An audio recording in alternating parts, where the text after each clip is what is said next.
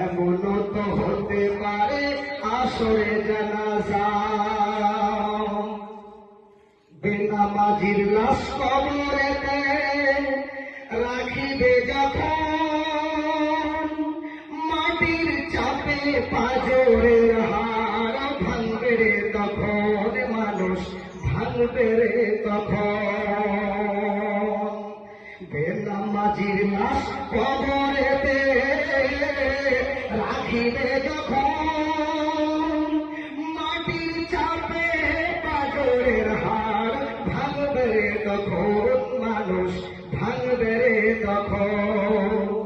বিশুদ্ধ